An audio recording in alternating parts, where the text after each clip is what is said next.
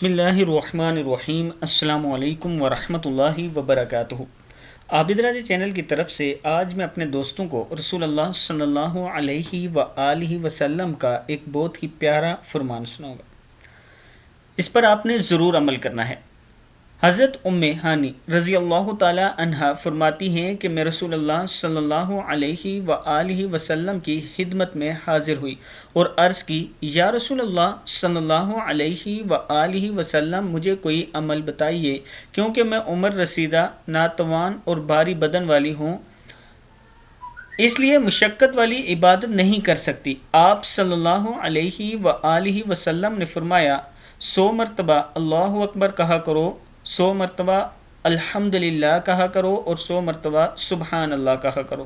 یہ اذکار تمہارے لیے رائے خدا میں 100 گھوڑے زیرین اور لگام کے ساتھ دینے سے بہتر ہیں، اور 100 اونٹوں سے بہتر ہیں، اور 100 غلام آزاد کرنے سے بہتر ہیں۔